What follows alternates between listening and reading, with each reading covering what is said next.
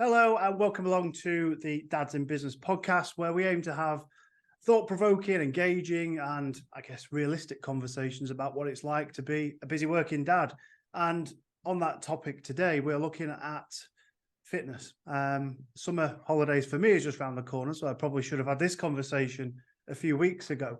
However, when I first became a dad, I didn't realize until a few months down the line that my personal fitness, my desire, my mentality, my mindset towards my own fitness probably slipped a little bit further back than it perhaps should have, as it became more difficult to find time to do it. The kids come along, and I guess that 5K time you once had might have slipped by a few seconds. And therefore that leads to bad habits at home, where you might reach for the beer at the end of the day when you probably should be heading for the gym instead. They're real challenges and things that I often struggle with still today, as my kids are now, we were just saying off air, 9, nearly 7 and nearly 5. So it's a very common problem for me to fit that time in, to juggle the responsibilities as we go. So I'm delighted that my guest today helps people just like me, hopefully just like you, overcome those challenges. His company is Only Dads, and he's helping busy working dads regain control of their health and fitness, because let's be honest, we probably lose it when we have kids. Mark, it's a pleasure to have you along today. Please do take some time to introduce yourself. What do you do beyond what I've just introduced? And yeah, let us know about you. Thank you, Rob. Yeah, great to be here. Well, as you said, Only Dads, the business, is built fundamentally around helping dads regain control of their mind and body habits, their health and fitness. Because as you rightly say, it slips very, very easily when we have kids and we have these family responsibilities. I think that the well-being of dad often slips to the bottom of the queue, doesn't it? Very easily. That's I think we see that as our duty. So having walked in those shoes and having put on an awful lot of weight between my first son coming along, which was 6 years ago, up until just about the last 6 or 12 months when I've started to take control of it. But I realised how that affected every other aspect of my life. My standards everywhere started to slip. And as the kids were starting to get older, those habits that I was stuck in started to impact them. And I felt, well, surely I can't be the only person who has lived this reality or is currently living this reality. And I couldn't find anything anywhere in the market which was specifically aimed at just bringing dads together. You know, people, like-minded people in the same situations that needed some real-time support, that sort of group mentality as well, because a lot of coaching is very one-on-one, very personal. It can be quite isolated. With Only Dads, I want this to be a team of dads together. It's only at set times of the year. I don't just take on clients here, there, and everywhere. It's set times of the year with a limited number of spaces, because that joint power to all work towards a common goal is far greater than any coach or I could give alone. So in a nutshell, Rob, yeah, that's it. That's what we do. It's interesting, isn't it? I think there's a lot of commonality in what you're trying to do in the fitness space and the work that we try and do here in Dads in Business, by just creating conversations geared just towards working dads. And one pushback or query that I often hear, and I want to see if it's the same for you, is why can't busy dads just join a normal gym and join normal classes? Why do you think it's important that we have Only Dad spaces? Well, I think that dads or anybody, they can join in any of these spaces, can't they? If they feel they have the confidence and the self-awareness to go about it on their own. Now, I tried this time and time again, and I made progress, but I did slip back. Inevitably, a few months or a few weeks down the line, I was forever yo-yoing. And I think creating these spaces where the same types of people can come together offers that extra level of support that simply can't be found elsewhere. And I think there is a very common sales term, which is I'm going to get this wrong because I'm no salesman, but Is it something like seek, find, and found? So these dads coming together in these spaces, they feel found.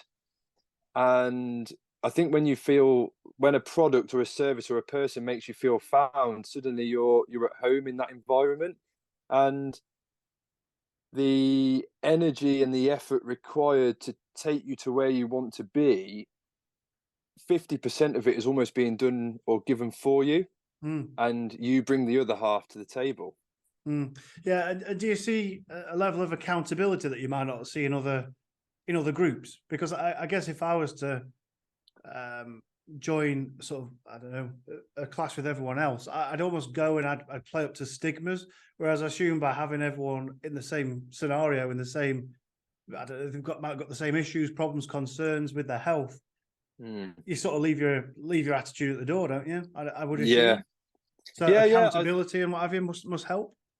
definitely. Yeah, I think that's a very good point. I think that one of the really key benefits of working with a mentor or a coach is accountability, because you have somebody to answer to. This is, I guess you could say, like in the workplace. I think if you have a direct manager to answer to, 9 times out of 10, you're probably more inclined to put in that bit of extra effort to save yourself the hassle further down the line, or the difficult conversation.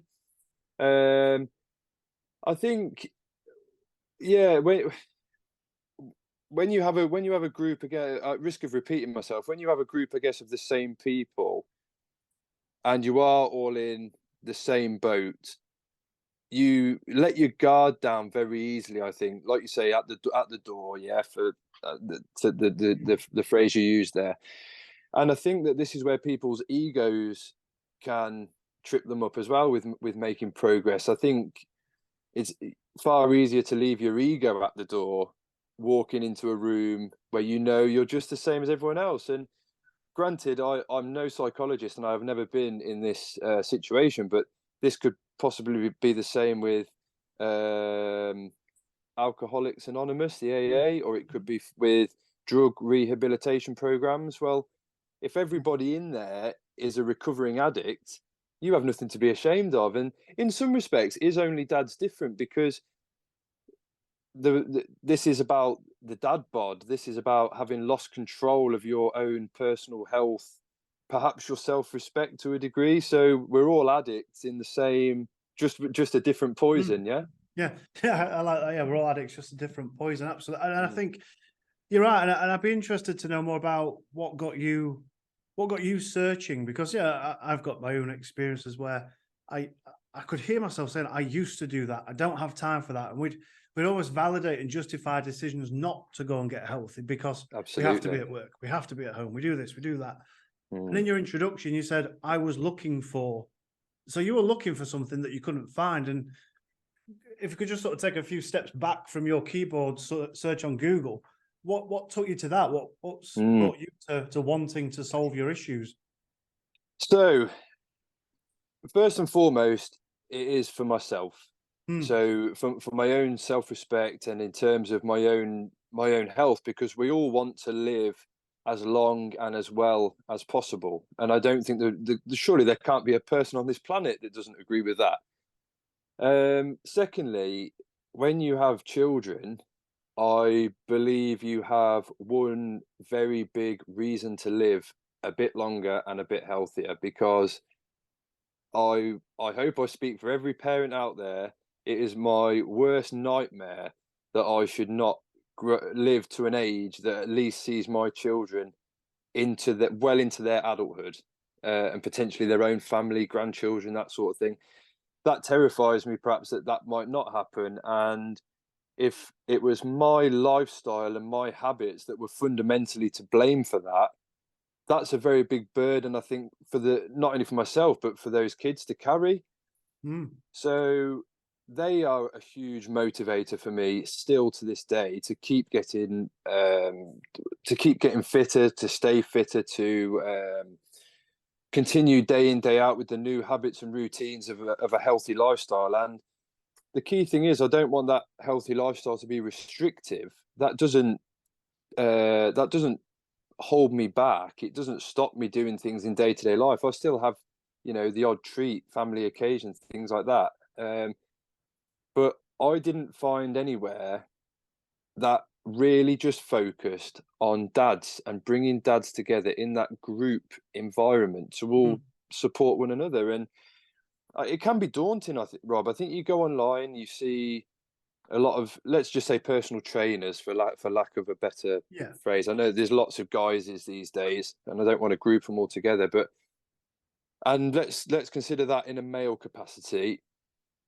You go online, and generally speaking, you're faced with very big, very strong, very athletic young men who I would argue possibly have never been out of shape, have never been overweight. Fitness has always probably been a part of their lifestyle, and they probably don't have the same family, work, lifestyle commitments that the average dad has. So first and foremost, you have that struggle in actually relating to them and thinking that they might relate to you. It's that feeling found again, because that emotional connection and connecting on that level with somebody who has to lose a substantial amount of body fat, for example. I mean, in the last 6 months, I've lost 30 kilos. And the reality in terms of fat is actually it's probably more, because I will have gained some muscle mass in that time as well. So it's probably 30 kilos plus. Now, there are people out there, of course, who carry a lot more excess body fat than that. So my point is that I can fully relate to the mental scars and the mental baggage and the body dysmorphia and the sort of self-loathing that can bring. And I'm not saying that's the case for everybody, because some people that it just doesn't affect them, but it did me. So that really, everything I've said there is exactly what led me to create this, with a foundation, key pillars of knowledge, but the emotional relationship that can forge, which is so strong. And did you see it growing as a problem, or did you wake up one day and realize you'd gone too far? Was there a sort of light bulb moment, or did you know you were setting bad habits, or did you just think, oh my God, I didn't look like this 6 months ago. I'm struggling to walk up the stairs, for example. Was there a light moment, or was it gradual that you noticed? I think most recently, when this time came where I thought, right, I've got to deal with this now, it was a light bulb moment. It was literally waking up one day and saying, enough's enough. But I think that when I look back now, when I reflect honestly, I can see that there was a snowball effect, and there was a sequence of events which were weighing me down more and more mentally as opposed to physically. I recall years ago, so 3 years ago, I worked at a company that had a 2-story office, and a couple of times a day, just to go up to the second floor. And I would never use a lift because I'm a little bit scared of lifts. Right. So it was the stairs. And I did notice, wow, I walked up a couple of flights of stairs. I would be, I'd be out of breath, and the clothes that I was choosing to wear were, I was becoming very self-conscious of my body. So I was wearing more and more clothes. And when I do my LinkedIn post now, I have actually referred to the fact I always wore this blue coat. It was like a security blanket. And I think when I look back now, I can see there was a sequence of events, but I can also see that I was purposely not acknowledging them until the time came where I thought, okay, my kids now are probably eating more treats than they should be. They're very active, but only by volition of the fact that they're kids, not because I was inspiring that. And in fact, I tell you, there was a tipping point. Actually, there was another light bulb moment. We used to go, well, we still go swimming, but we were going swimming, and I always used to wear a t-shirt in the pool because I was very conscious of my body. And my middle son, who is 4, asked me one specific day if he could wear a t-shirt because he didn't want to show his body like daddy. And that for me was that was a bit before I actually got on this fitness kick, but that for me was a huge moment because I was realizing then that my behaviors, my emotions, my feelings about myself were directly impacting this little boy who was 4 years old. Wow. I mean, that if that's not a motivator, then I don't know what is, because No, because I think there's a risk. You've said a few bits that I want to try and come back towards. sure. There's because I think a lot of what you're saying is going to connect with people that are perhaps in a similar position what you were a few months back. I certainly found probably when I first became a parent, it was such a daze in hindsight that you almost sleepwalk into new habits because it's Mhm. like, well, I've managed to get through another work day. I was commuting at the time, so I driven back home, managed to do what I can at home and try and figure that out. And I'd sit down and it's like almost like a beer at the end of the day became a reward. And I enjoy having a drink. I don't want to stop having a drink particularly, but it became a habit. It was like just part of my day that would signal the end of my day. Or Mm. I can't be bothered to cook. We'll just get a takeaway. And I can just see so many people in that similar position. And you said something where it starts with the mind. How can we check in with that or spot the alarm bells? Because if we're sleepwalking into something, we don't know we're doing it. Mm. So you had your sort of light bulb moment with your kid in the pool, or when you realized I can't really walk up the stairs. How might we want to check in before it goes too far and it becomes a real issue that we need to solve? What can we start to do to look for warning signs around our Mm. physical health?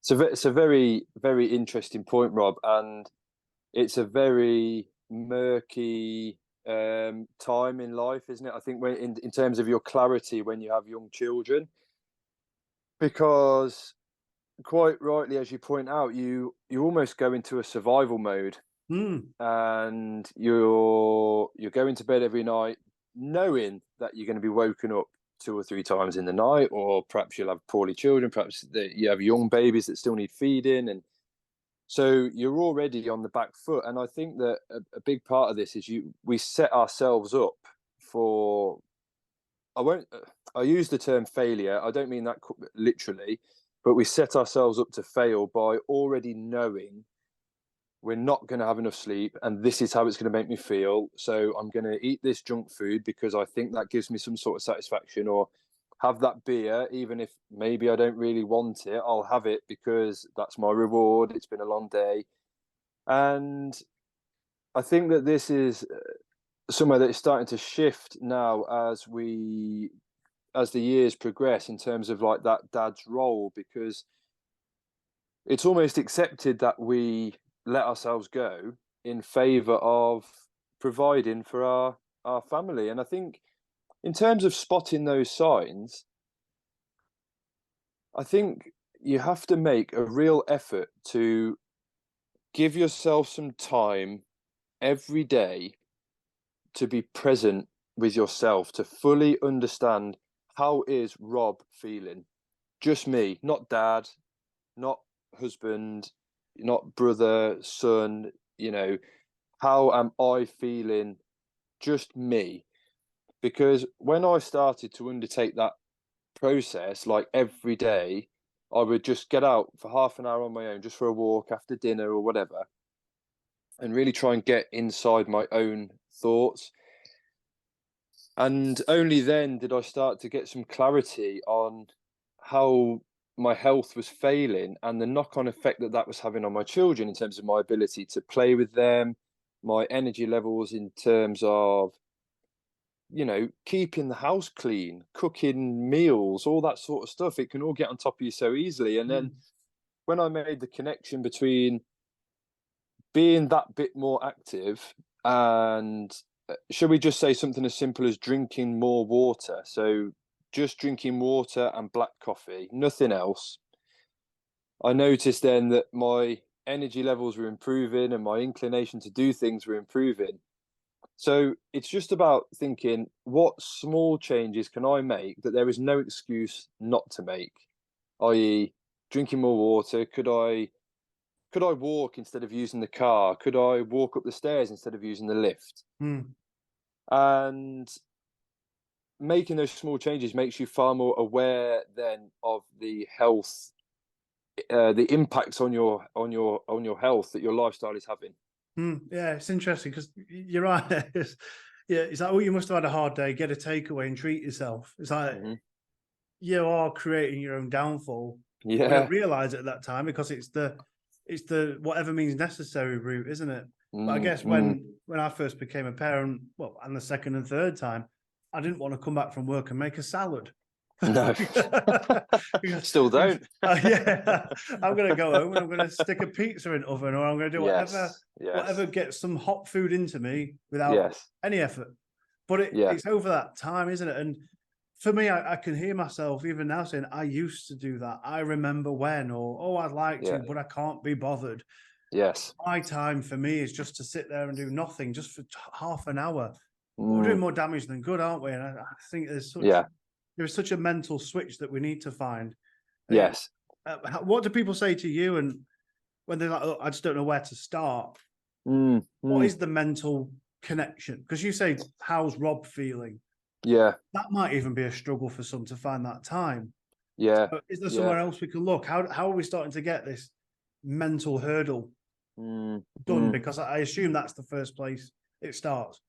Yeah, absolutely. I think the key question is, who do you want to be? What is Rob's identity, Mark's identity, in your life, and what do you stand for? So I think when you have children, you have to, it is every parent's duty to improve something for the following generation. So we can all think about things that our parents did that we don't want to repeat. A fundamental reason for me not drinking alcohol is because both my parents drank far too much, and I know the impact that had on me. So that's not to say that me drinking alcohol will have that same effect on my children, but it might. So it's therefore my duty to hold that back. And I don't feel like I necessarily need to drink beer to unwind or have a good time. It's just I'm okay with that.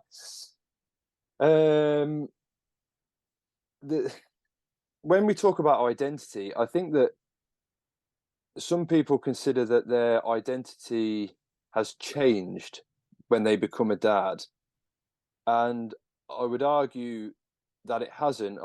For me personally, I believe I had an identity crisis of, I know who I am and I know what I stand for in terms of, looking after my physical health, my mental health, working hard and being kind and all this sort of stuff.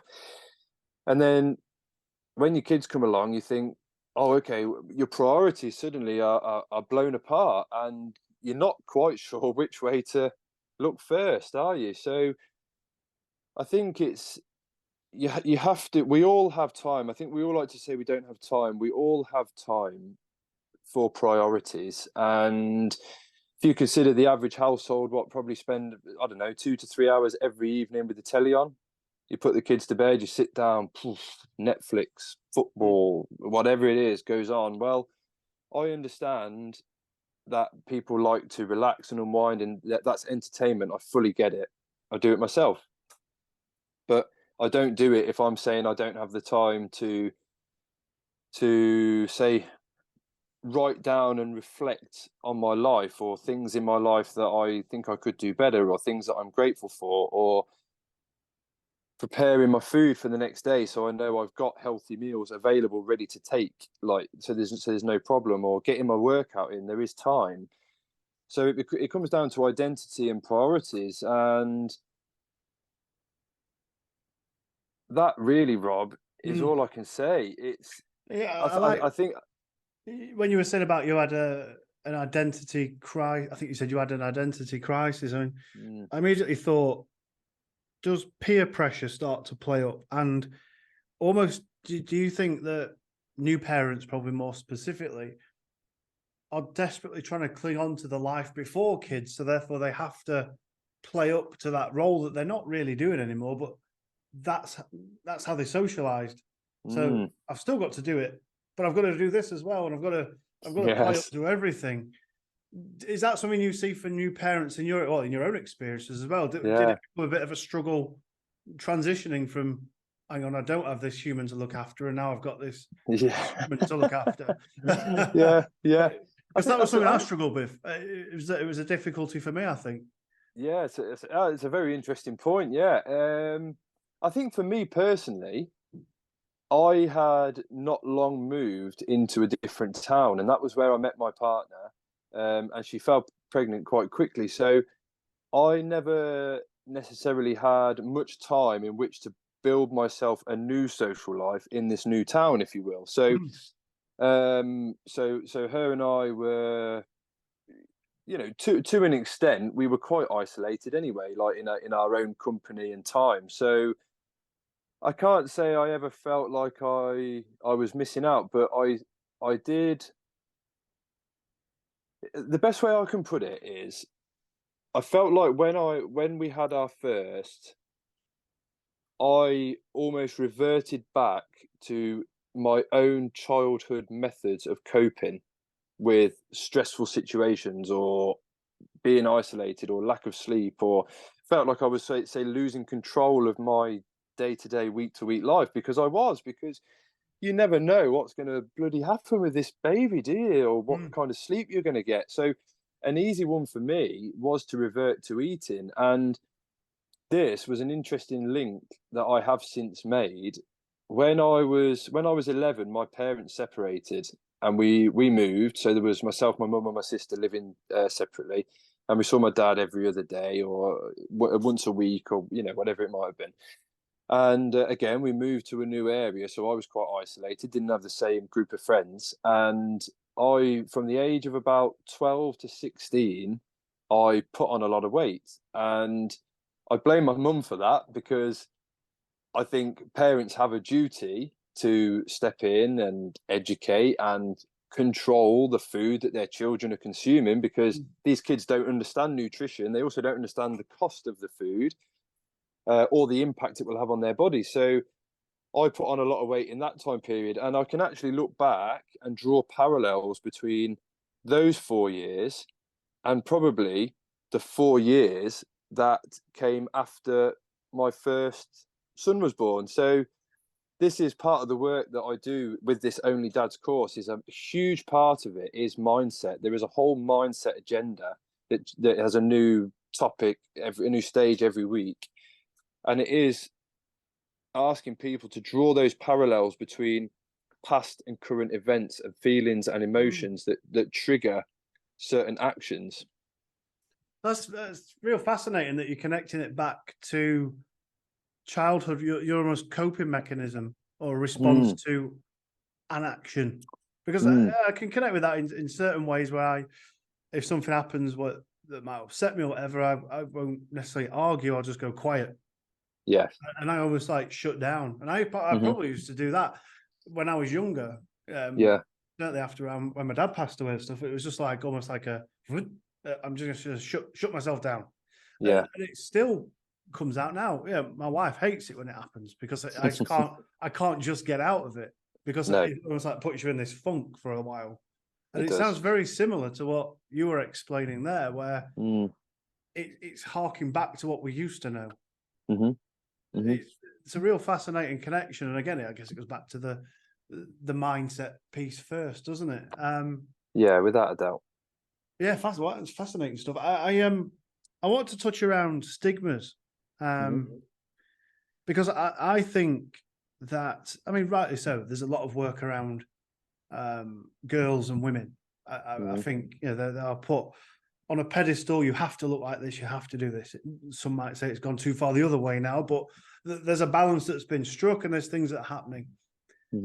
When a new dad, I know I'm 38. I'm unsure of your age, but in your 20s, you have to. And you mentioned it before. You look for a PT, personal trainer. You look for the ones who are ripped and they've got no body fat, and it's like, that's what I'm aiming for. And if I don't hit that, I've failed. We see Ronaldo, Cristiano Ronaldo, is absolute freak of nature. Just he's my age, and you wouldn't realize. People like Djokovic and all these stars. You think, or certainly I have before, if I'm not the best at it, what's the point in even starting it? Mm.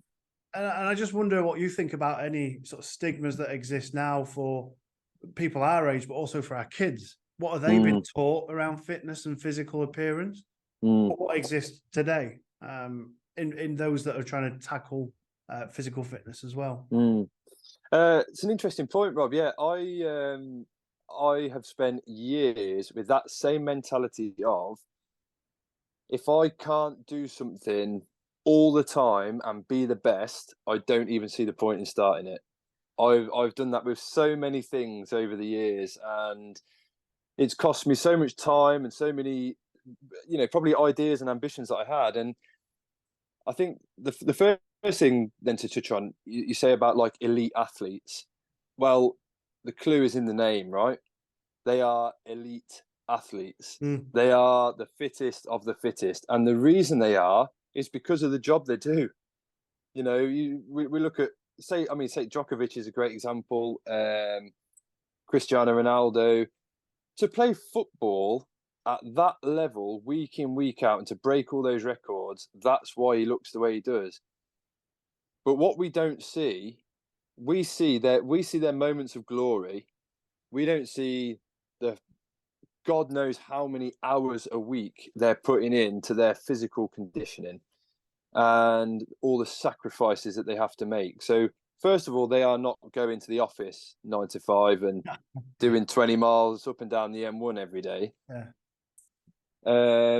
So comparing yourselves with people like that is futile, isn't it? But I think the reason we do, whether we like to admit this or not, is because we know that our wives and girlfriends look at blokes like that and say, "Oh, I wish you looked like that." Yeah, well, exactly. And you mentioned before about the body dysmorphia thing. And I just wonder if, when we look at ourselves in the mirror, do we not like the look of ourselves necessarily because we don't look like someone else?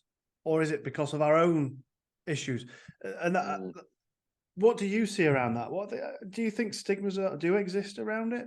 Yeah, absolutely. I think like the sportsmen and women, well, we say sportsmen in this capacity in terms of dads, is definitely, yeah, absolutely. We do compare ourselves. Like I say, it's hopeless to do so because we simply do not live the same standard of lifestyle as they do. When it comes to physical fitness, they're a different category, aren't they? They're a different league. It's their job. I also think that, let's take Love Island for an example. It's a popular one. That is a show that we love to hate, and it's the way that it is portrayed to us. But let's not forget that regardless of what you think of those people on there in terms of their intellect or their lifestyle or whatever, they have worked bloody hard to look like they look. Nobody's born like that. That's years of dedication to health and fitness and gym. So I think first of all we must admire people who are in this type of physical condition, because if we continue to hate on them, that only angers us. It does nothing to them. And that just holds you further back from you achieving that, if indeed that is what you are seeking to do. But I think for the next generation, it's extremely important that we empower the fact that, first of all, not everybody is into health and fitness. Not everybody will have a six-pack or big muscles, or in terms of girls have this like tiny waist and long legs and yada yada yada. Like, it's all nonsense. We're all built differently. We all have different outlooks on life. We all have different priorities. But it's also, I think, a fundamental part of their upbringing where they should prioritize their well-being. And if physical health and fitness is a part of that, it has to be encouraged, because regardless of how we look at it, I think to say that being overweight is okay, I don't see that it is, Rob. I just don't see how we can allow our children to come into a society where we're saying, if you're really overweight, that's fine, because if you're happy. And I think it's neglect in some respects. And And it is a risk, isn't it? And we're seeing it more and more, I guess. And I understand, I guess, the principle of the message is you're beautiful just the way you are, and that. But yes, there is a point where it becomes unhealthy. yes, And surely there's manifestations in, if you are physically obese or massively overweight, that's going to impact your mental health, impact your performance at work. So there has to be a limit, doesn't there? And it's such a, I guess, a political hot potato almost, isn't it? it is. Where we are promoting certain ways of looking, and absolutely you can't help how you look. No. But it has, it's a real strange one, isn't it? It really it's challenging because the kids now aren't looking at I don't know, when I was young there was magazines with what was the car magazine with usually some what you call a stunning blonde girl draped over the car bonnet. Max Power. Yes, Max Power. I remember if I buy Max Power, I'm going to get a girlfriend like that. Whereas now you see women of all shapes, sizes, colours, everything, and men as well. Yeah, of course. Women. And I just wonder what stereotypes or stigmas that is showing. Yeah, it's almost punishing the ones who look the opposite now. I don't know. Of course. I mean, I think diversity, and I think embracing differences as human beings enriches us as a race, as a society, like globally. I think it should always be celebrated. But what concerns me is I think we're moving into an era where we are on the borderline of celebrating or okaying being overweight. And there's overweight and there's overweight. I don't mean carrying a few extra pounds because maybe you've been on holiday, maybe you've had an injury, so you haven't been able to exercise for a while. Maybe you've got a newborn and you haven't really looked after yourself for the last 3 or 4 months. What I'm talking about is, like I did, getting years down the line, having put on 4 or 5 stone extra and trying to justify that as it's socially acceptable and it's the dad bod. It's a very dangerous message for these kids, because are we saying to them, it's okay because when you get older you'll be able to take pills for that because you'll have high blood pressure and all this sort of stuff, or you'll be able to have joint replacements because you've been so heavy that just by running around playing football with your mates you've knackered your knees. Our bodies, I believe now, and I know I haven't always lived to this, but it is our greatest gift, Rob. I think without it, your health is your wealth. It's you have to look after it. It looks after you, doesn't it? And like you say, it impacts every other aspect of your life. And I guess getting the dad bod is easy. Yes. It is the beers, it's the takeaways, it's the frozen meals, processed foods. There's no reward, or it shouldn't be seen as a success, I guess, if you've got that. Yes, we understand why you've got there, but that's not the result of hard work. It's just taking things out, I guess, and of course, and lacking a little bit of discipline, which I want to try and touch on in a moment. But I wanted to just move around to a few excuses and try and pick up on what you're hearing from people you're chatting to. What were some of your excuses that you've had? I've mentioned a few already that people might connect with, in terms of I'm too busy to keep fit. I don't have time for that. What did you used to tell yourself, and what do you hear from your community and those you speak to? What's stopping us, and what excuses are we making? Well, time is number one, isn't it, for everybody? It's the easiest get out, especially when you have a young family and you say working 9 to 5. It's very easy to get out and say I don't have time. I think it's very clear that people do have time, and one thing I encourage all my clients to do is a time blocker with their family, because I believe that if you are ready to undertake a new lifestyle, and Only Dads is the gateway to that. Only Dads is it's 12 weeks. We instill those habits, routines, that bit of knowledge as regards food and exercise. But I want people to take this off into their lifestyle, and in order to do that, they have to create this time blocker with their family that says, I work here, or we do this here, we do that here. And then you go, wow, look at all this time I've actually got. All, hours in a day that they have spare. And exercising does not mean you have to drive half an hour to and from your local gym and spend 2 hours in the gym. It doesn't have to be half a day out. It could be 45 minutes in your living room when you put the kids to bed. It could be you set your alarm for 6 a.m. instead of 6:45 or 7 a.m. And you get up and you do it in the morning. We're not talking about being Arnold Schwarzenegger here, are we? We're talking about just moving our bodies more and keeping our body fat down.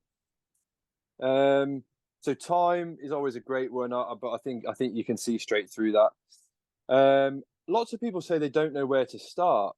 That's a very common. What do I do first? And my answer to that is, if working with only dads or working with a coach is not something that they want to do, they just want to go it alone. It's about just do something. Just do something where you think, I know that this is a improvement on what I am currently doing. So that could be every morning you commit to a half an hour walk at a good pace. I don't mean a little dawdle around your garden. I mean actually get out and have a walk. It could be, I'm going to cut out all sugary drinks.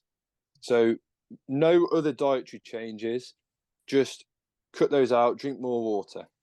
So just do something would be my answer to I don't know where to start. And really, Rob, those are the main two. And I think when you acknowledge, oh, I do have the time, oh, and now I know where to start, well, this becomes this compounding of habits within your lifestyle. Yeah, and I guess a lot of the excuses circle into those two buckets, aren't they? I'm too busy to keep fit. You could read that as I don't have time. And you mentioned earlier on, it's about prioritizing it. You do have time, you don't have the priorities. Correct. And just start suggests it doesn't take that much time. And some of it might not even be doing anything differently. It's just or needing to find the time to do anything extra, should I say. It's more about stop drinking fizzy drinks. Yeah. That's a start. Yeah, absolutely. Just a start. It's something to build on. It's something to say, oh, this week I've not had a can of pop, or this week every morning I've had a half an hour walk. What can I do now? It's like it boosts that sense of self-worth. And even just those small changes, you will start to see your body changing. It just will. Fact. Like these changes all do something. Yeah, and I guess leading on from that is the discipline point that I wanted to touch on.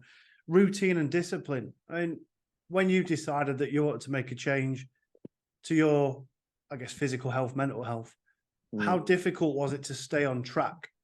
What was around to support you with that? And if you're doing it on your own, how do you stay disciplined and routine to your goal? Yeah, going it alone can be very, very difficult. Ultimately, you're only accountable to yourself, and we don't actually mind letting ourselves down, do we? So, it's let's say you want to stop smoking. Well, if I have a crafty cigarette on my lunch break at work, no one else knows. It doesn't matter that I know. It's that mentality, isn't it? So I think the first thing is like addressing that level of self-respect. And it's about saying, well, okay, do I respect my body enough to start this process and be accountable to myself? And understanding that a habit and a routine, one thing I'm quite hot on is that habits are often associated with specific times and specific locations. So the habit of, let's say you work out at home and you'll do it in your, let's say you have a garage or wherever, you have your space where you designate you'll do it. Well, getting to that space at the same time every day is forming the habit.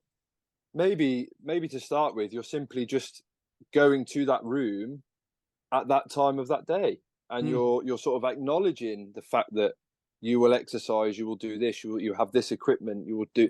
So forming the habit does not necessarily have to be the action itself. It can just be the gateway of actually getting you into that space to do it. But what we often find is that good habits are far harder to form than bad habits. If I want to take up smoking, I can go to the shop, buy a packet of cigarettes and light it up. It takes no effort whatsoever. If I want to stop smoking, you're trying to undo everything that led you to start smoking in the first place, and the fact that you've carried on doing it. So we have to allow time, and that is not always comfortable, but it's the belief that going through the uncomfortable is the reward is in the long term. So it's just having that resilience to say, I will stick with this routine, I will stick with this habit, because after a certain amount of time, it just becomes who you are. Yeah. It's no longer a habit. It's, oh, that's what I do. That's my life. Like I used to eat chips, now I don't. Yes, yeah, well, absolutely, yeah. And there must be a lot of tests on that. And you mentioned about resilience. It must be so hard in that first 30, 60 days, for example. I mean, just as we head towards wrapping up, what sort of quick wins can we expect? Because this doesn't sound like it's a quick win necessarily to see meaningful results. So that in itself becomes a test to the discipline. Oh, I tried it once and it didn't work. I ate an apple once and it didn't work. Are there quick wins in this space? What can we start to do to give ourselves a quick pat on the back? Well, the answer is yes and no. So first, on the yes perspective, absolutely. So it's making the changes like we've touched on already. So can you implement, if your children allow, can you implement a rigid sleep routine, because that impacts your whole existence? Can you start to drink more water instead of carbonated drinks or dairy, these expensive coffees that people seem to be fascinated with? Can you just do something every day that these are all small wins. These are all things that we should celebrate, because they're all movements in the right direction. But I think where these waters get murky is that the fitness industry is built on quick wins, or trying to sell us quick wins. That is how they make their money. If the front cover of every Men's Health magazine had a guy with a six-pack and it said, it took me 12 months to get like this, how many of those magazines would they sell? If they have 6 weeks six-packs, men can't wait to get those off the shelves to find out how to do it.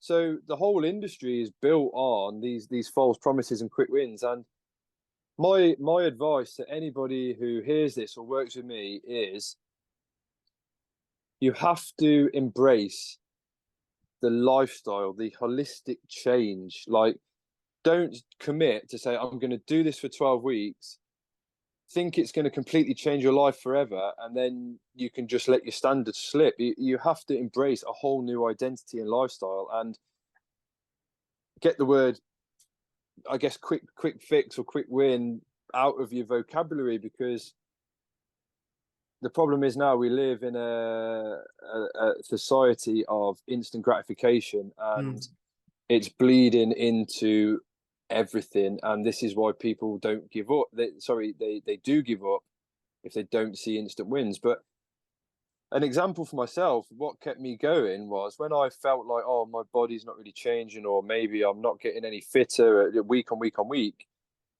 I was still losing anywhere between 1 kilo and 2 kilos a week of body weight. Now, to start with, a lot of that will be like water weight, that you carry extra water when you have a lot of body fat. So obviously it's a few weeks down the line before you're really torching the body fat, and that rate of loss does start to slow down. But for me, my first big one was, I want to get to 100 kilos. And when you see yourself, those scale ticking down to get to that milestone, that's a cause for celebration. I think you have to look back at where you've come from, but also understand you didn't get there easily. You've made sacrifices. And it's, for me, to avoid getting that quick win mentality. Because you're right, instant gratification is what everything seems to be based on. set a meaningful goal, like you had the 100K. I'm going to get to that. And then when you can see it ticking down, then you're seeing progress. Yeah. So a quick win, which keeps the discipline up and connects back. Of course. A purpose and a why. Yeah. Yes. So probably not a quick win as such, but it's more an understanding to connect it back to an important purpose. And I think that really sums up the work that you're trying to do. And obviously, for those who are watching on video, it works. Because if you've lost 50 kilos, 30 kilos, yeah. So I think in pounds, what is that, about 70 pounds? I don't know. 6 I was trying to work it out when you said, I think it's what, 5 or 6? Nearly 5, I think, yeah. So it's incredible. Just because you decide you want to do it, and then you can get Of course, I think everything in life starts with a decision, and it's a case of whether what you've decided to do becomes a priority. You know, it's priorities in time, isn't it? Of course. But I think definitely seeking out a method, a coaching program, an individual, whatever it might be, it just unlocks just this greater level of support. And I think if you're going through it with people that are in exactly the same position or have been in the same position, i.e. myself, that's getting you halfway there. Absolutely. And for those that are wanting that accountability, Mark, it's been a fascinating chat, and thank you for your time. Pleasure. How can people find out about the work that you're doing, to see your progress, to keep in touch with what you're doing? Where can we connect? How can we find out more about the work that you do? Well, at the moment, I'm only on LinkedIn, and I think for the time being, that's predominantly where I'll stay. So the business is Only Dads, and I'm Mark Charters, so you'll be able to find my profile quite easily, I think. And there's quite a lot on there really about like my journey, where I've came from, why I'm doing what I'm doing, and there's also a featured post. So the program is called Only Dads Shapeshifter, because nobody can shapeshift like dads, right? So that's where the motivation came for that. But that post really sums up the 12 weeks and the purpose of it quite nicely. So look, I'd encourage anyone just to take a look. And there is a link, a Google form link, because I realised that I think putting yourself forward publicly to say, oh yeah, I might be interested in this, or maybe I need help with this, can be quite difficult. I think it's a male ego type thing. So there's a Google form link, which is a way of getting in under the radar, so to speak. Just anybody out there, just, you know, if you want to change your life, then this is where it starts. But only dads. Good stuff, Mark. Listen, thank you very much for your time today, buddy. And pleasure, Rob. Thank you. I'll share the links in the conversation and the descriptions when we get this out. So Mark, thank you very much. We'll chat again soon. Cheers, Rob. Thank you.